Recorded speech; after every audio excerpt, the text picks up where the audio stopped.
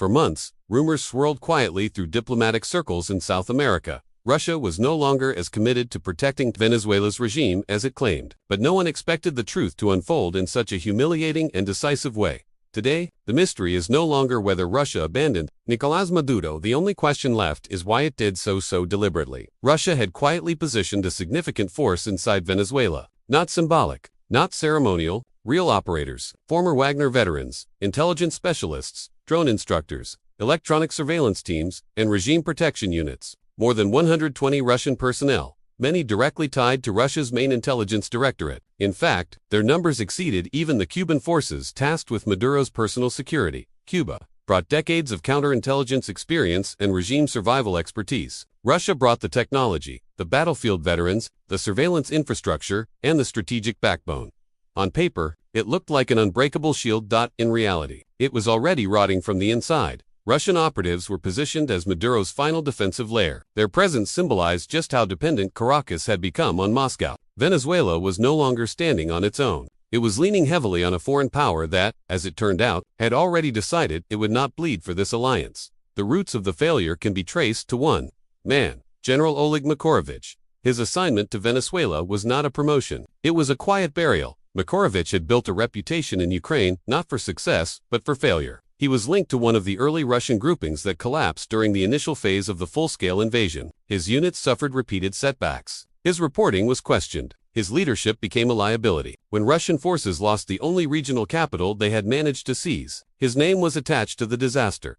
Instead of court-martial or public disgrace, he was sent far away. To Caracas. Venezuela was not a priority theater. It was a political holding pen for sidelined commanders. Moscow's message was unspoken but unmistakable. Influence would be maintained cheaply, quietly, and without risking valuable leadership, and that decision would soon echo loudly when U.S. forces launched their operation in Caracas. The contrast between expectation and reality became impossible to ignore. There was no coordinated Russian defense. No emergency response. No integration with Venezuelan units. No meaningful resistance. Air defenses collapsed quickly. American officials later joked that the Russian systems did not perform very well, but the truth was harsher. Russian personnel simply chose not to fight. As U.S. Delta Special Operations Forces advanced, Russian units disengaged almost immediately. Radios went silent. Positions were abandoned. No last stand. No tactical withdrawal. Just disappearance. Meanwhile, Cuban forces remained in place. They fought, they took casualties, they defended Maduro to the bitter end, and the Russians, they suffered none, not because of brilliance, but because they avoided confrontation entirely.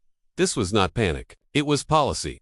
Weeks before the operation, Russia had already made its decision. In the final week of December, convoys of diplomatic vehicles moved quietly near the Russian embassy in Caracas. Families of diplomats were evacuated. Intelligence sources later described grim internal assessments within Russia's foreign ministry. These evacuations occurred more than a week before the U.S. raid. Moscow knew what was coming, and it chose withdrawal over resistance.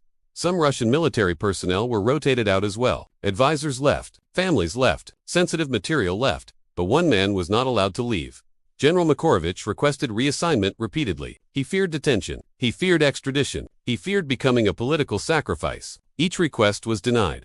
After Maduro's capture, he pleaded again for evacuation. He was ignored. The same general who symbolized Russia's failures in Ukraine was left behind in Venezuela. Disposable figurehead for a mission Moscow had already abandoned. This was not an accident. It was choreography. Russia did not lose Venezuela militarily. Russia released Venezuela strategically. The decision was driven by economic strain and the grinding reality of the war in Ukraine. Moscow simply could not afford another confrontation with the United States over a distant ally that no longer justified the cost. So, Russia chose betrayal over confrontation. Years of promises, weapons deals, speeches about brotherhood and strategic partnership dissolved into evacuation orders and radio silence. The message was clear, not just to Venezuela, but to every nation watching. When the moment of truth arrives, Moscow will not fight for you. It will leave quietly, efficiently, and without regret. Maduro believed Russia would stand beside him. Instead, Russia stood back and watched him fall.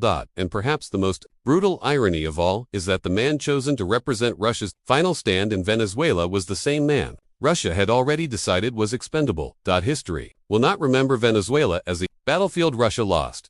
It will remember it as the place where Russia revealed what its alliances are truly worth, and for many of Moscow's partners, that realization may prove far more dangerous than any military defeat.